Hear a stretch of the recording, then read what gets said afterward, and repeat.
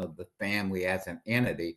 And given the circumstances where a lot of people are going to unfortunately lose homes and jobs, they're going to have to come back to that family unit. So I'm going to be optimistic that there's going to be a resurgence in Black entrepreneurship and ingenuity and a resurgence of the family unit as the core to how we survive as Black people.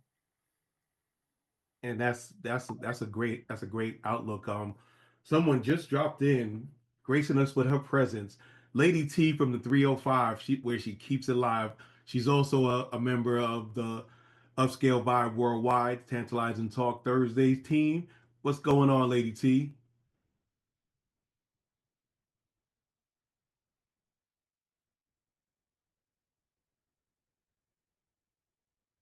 You there, Lady T? Hold on, she's trying to get her volume together. Okay, okay, I see.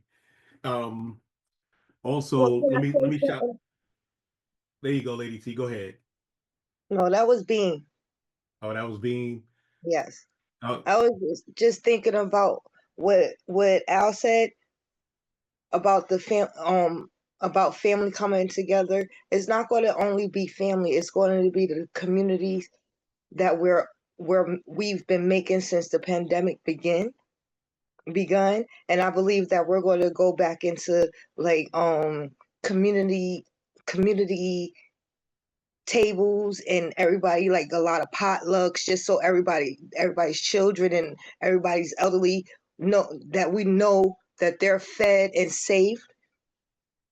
That's what this is what I'm just I'm trying to be positive. If the worst case scenario comes, I remember looking at, because I'm not the of the age of when the Black Panthers were, prevalent in the community and being positive in the community, as far as the free lunch programs, the free breakfast programs, and things of that nature, that once Ronald Reagan and the trickle down economy came in, they took away all those programs that were actually helping not only Black and brown people, but it will helping people in the Appalachian Mountains, deep in Kentucky, or the people on the reservations in Nevada. Those programs were actually helping them, and I believe if we go back to certain things, like as far as community pooling or like community gardening again, it will help out with so much in our communities. That's just Yeah, the but we thought that want to I balance that because he's taken away all of that. He's taken away universal pre-K. He's taken away Medicaid and Medicare. He's taking away the SNAP program. He's taking away free lunch program. He's really getting rid of all of these things, and it might not affect all of us on this program right now, but we all know someone who can benefit from these different programs and who has benefited from these different programs. And as far as like the LA fires, I feel a lot of empathy for everyone that lost their homes, but our commander in chief, he doesn't care about them. And he's out playing golf while people are losing their lives, losing their home, losing their livelihoods, and they have nowhere to go and nothing, nowhere to turn to. And I agree that we have to come together as a community, as a whole, as far as like Black and brown. We got to start sticking together again and stop dividing. And we have to um try to, as my sister was saying, like redevelop all these things because we're going to need it in these coming years and these coming months. Like my brother said, it's only been a few days and it's already a clusterfuck.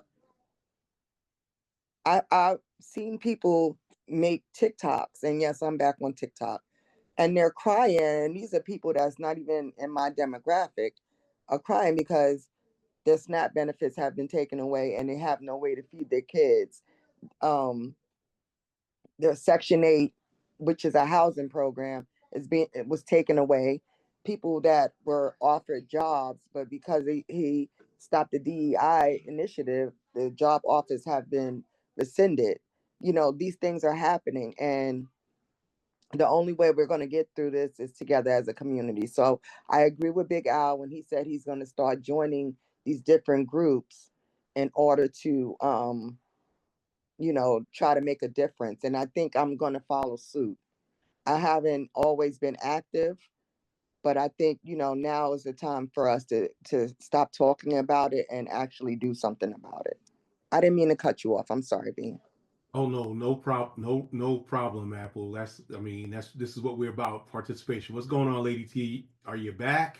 Yes, Can you I'm talk? back. I do apologize. How are you? Everything is good. Everything is good. Glad to have you on.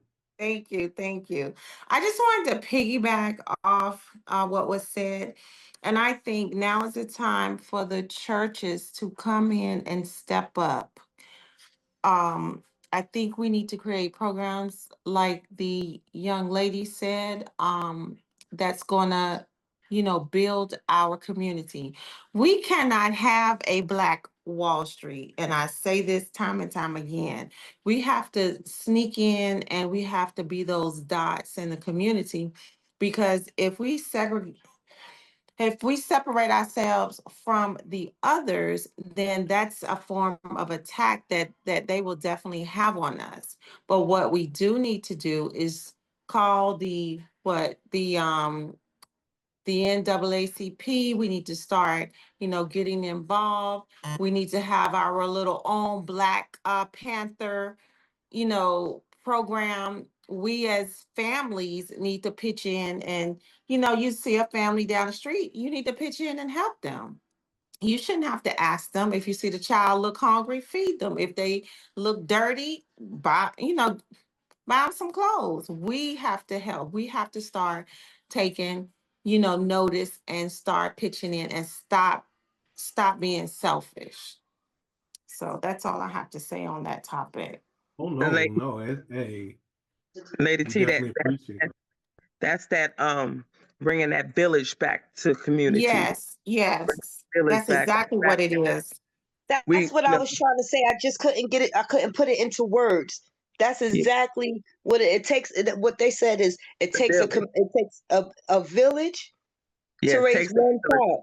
Yeah. If we got Grew this, up on villages. Remember, even though we lived in the projects, each block had their own village, and then Yes, all the blocks came together as a whole. But each block had their own village where we had Lee, Barbara, Judy, uh, uh, Trevor's mother, and Anita, Alberta.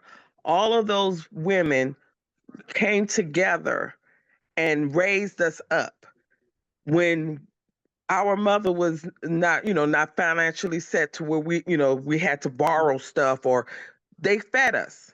They watched us while we were outside playing. This is what we're going to have to rebuild now. We're going to have, that's what Lady T and you were saying. We have to rebuild that community as a village. We need to stick together. When you see someone down, we need to stop by and pick them up. Yeah, and but that's the thing. It's going to take a different way of thinking, because the way things happen in our communities, in the '70s it was heroin, in the '80s it was crack, in the '90s it was three strikes and the war, and the war on crime, which meant the war on Black people. It's you know we were taught this gender war is going on, especially within our community, that we need to really stop. Um, yes, it is going to take a lot of work. Are we willing and are we able to do the work? Because it's great to talk about it, but are we willing to be? And I'm not saying anybody in this group. I'm just saying in general, are we ready to do the work? We got to stop flapping our gums. We got to continue to redress the wrongs that are happening. We can't stop doing that. But if we're not doing anything, only thing we're doing is whining. Oh, go ahead, cousin Nicole. Hi. Yes, I really, I really appreciate and respect that. Um, at this point, you have to plant the seeds. You're not going to see that fruit grow for a couple of generations. It took a couple of generations to get to this point, so it doesn't get solved in 4 years. This is generational. And until the real conversations are made, with taking the real conversations have to be made within the community, not the external forces, the internal. The internal Right. has to be fixed so that you're strong enough to deal with the external. Everything that we were talking about, that's external. What's going on internal, and like you said, each generation there's an issue, right? That just sets it back. And now you said it is the gender war, but that affects generations. Because if the Right. seeds are being planted that I can't be with you, black man, because I can't even be in a room with you for 15 minutes, then that's an issue. So Right. how do you build off of that? You know what I mean? So those things have to be addressed and healed. Because there's a lot Well, of we both healing that needs. no, I agree. How we attack that, how and I say attack in the way of we can't just close our eyes, sing kumbaya, and think things are going to be lovely. We have to come to Absolutely. the table. Everybody has to come to the table, You have to and come to the table. yes, and you have to You bring have to something. you have to come to the table, but you have to come to the table with this is what I have, right? If you come to the table and Exactly. say, you know what, this is what I have, this is what I can offer, and keep the ego out of it, right? So if you're in a relationship, and I'm Exactly. not going to get into that, we only got 3 minutes. Exactly. If No, I no, can you're come to you're the table, right? Because money is money, right? Money's free. If I come to the table and said, you know what, young lady, young woman, whatever, I only make 40,000, right? And you make 60. 60 and 40 is 100. Keep your ego out of it because it's $100,000. But we get right. our egos get involved too much because we believe just because a woman may make a little bit more, then I'm not, then my ego tells me instead of, you know what, we're together and we got to build this family. And if this 100 grand enables my child to be in a better position because they're in a better school and they're in a better environment and learning, then so be it. So then my Right. child now has the tool, and you pass the tool to your child. And now and that's how it has to be. Races are run if they're relay races. You pass the baton, but ain't no baton getting passed right now. Oh no, I don't you know are what 100% you see right. what I'm saying. So I'm not. I don't want Oh to. You yeah. know me. You know you just met me, but you already know how I am. And that's. Yeah. But if we don't have these conversations like that, like son, we're in a war right now. You keep your ego out of it. And the best you can bring to the table is this, and then you're not, and then you bring that, and we bring it together. Right. Because money is Exact. money. It's but that's like you said, we got to bring something, and we have to be willing to put in the work. We can't do those things, then that's not going to happen. Um, La- Lady T got something to say, cuz go ahead, Lady T. Yes, I think we can fix it, but we have to fix it with kind of like you, we have to strategize because by going to the town meetings, that's the first step. Then you need to go and talk to the school board. Those little civic sessions they have, you need to go in and say, listen, we need to come over here to the urban schools. You guys have money. We need to have these tutoring programs, these food programs. We need to have the homeless program. Those are things that they get money for. So we can go to the schools. We need to put our voices on record and let them know, listen, I'm not asleep. There's this guy called Tim Wise. I need everyone to look at his videos. But what I'm saying is we can start now, but we have to get out. We have to go to the town meetings. We have to jump on the school board. We have to get out here and, those little grant funded programs, we have to jump on there and say, hey, you got this grant for $100,000. What have you done? And then question them, put the fire, to their feet. And then you sit up there and let them explain. And then if all that housing money, all the homes sitting around here, senior citizens homes look like run down and horrible, conditions, but all you have to do is just question them and then put the fire under their feet. And that's where we start. And from there, we can get money, we can get things moving. That's what's up. Y'all Okay. give me a second. I'm going to bring up Tim Pool as she was saying in Tim one of his Wise. Tim Wise. I don't know why I said Tim Pool, but I got him. Trust me. I I stay on stuff like that. Let me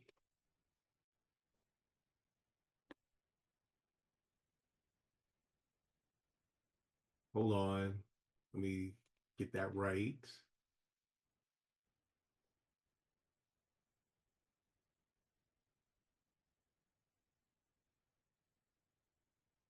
Let me see if it actually worked this time.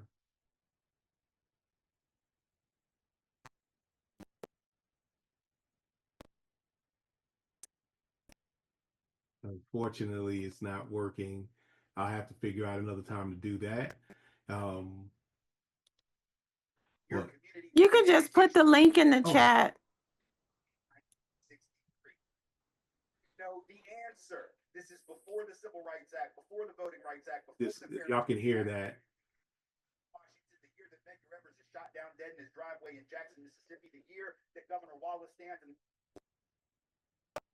Yeah, for some reason it's not playing when the sound's on. So that he turns those dogs and water cannons in Birmingham on those children at the behest of Bull Connor. So we know the answer to the question is not a hard pop quiz.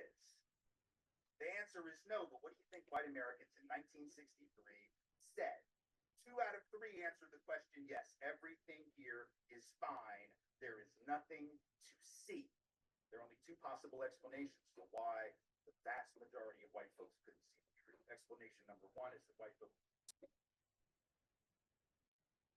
I'll have to try that again. It's about that time. It's about that time that we close out the show. I want to thank each and every one of y'all to come on out, and I'll be remiss if I didn't say hey to Solana D. She's also a member of the Tantalizing Talk team and the crew. I want to thank all my people on the outside, Miss Nikki, Miss Bridget. She's out there in lovely Northern California in NoCal. Go ahead, Big Al. Yeah, Dr. Fabulous mentioned in her Thursday Zoom that the meeting ID was going to change for her Thursday Zoom. Do you have that information, Dr. Fabulous? I do. One moment and I'll get it for you. Okay, One moment. if you can just put it in the chat so that we'll have that. Okay. One moment. Social media diva should be quicker at this than myself, but I'm looking it up for you. Oh, one moment. You say put it in the chat? Yeah, just drop it in the chat. Okay, just 1 second.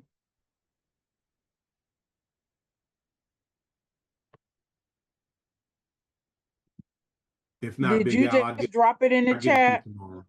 No, that was the video I was trying to show y'all. Oh, okay. What I I'll do, sent Big it. Al. I sent it to you, Dr. Feelgood. If you can put it over in the chat, because I don't know Okay. what's. I'll get it to you, Big Al. I'll get that information out to you, Big Al. Just before I close, I just want to do some. I want to do some housekeeping. Like I said, Thursday nights, 8:30 Eastern time. We have Tantalizing Talk Thursdays with Upscale Vibes Worldwide with our CEO and host, Dr. Fabulous, myself, Dr. Feelgood of DFG, Solana D. Lady T, Special K, Action J, Mr. Dix, and Solana D. So come on and join us every Thursday. Also, I want you to check out Diary of a Mad Hatter, of the Mad Hatter. He's on YouTube. He's on Ronald Trey Brown on Facebook. I gotta shout him out because he shouts me out every time he sees me. Uh, don't forget to like, share, and subscribe. I'm also not only on IG, Facebook, YouTube. I'm also on TikTok. If you still have TikTok, you can check me out. Phil S. Good, the Doctor's Backup. I got a ton of them and just want to thank each and every one of y'all for coming on. Don't want to be remiss in saying anything else, and I'm going to close it out by saying my favorite saying: "Never make love by the garden gate. Though love is blind, the neighbors ain't." See y'all next week. Good night. Bye. Good night. Good night.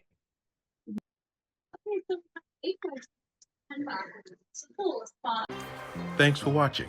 This is the man with the golden voice, the lady's choice, and of course, smooth as a Rolls Royce, saying, "Never make love by the garden gate.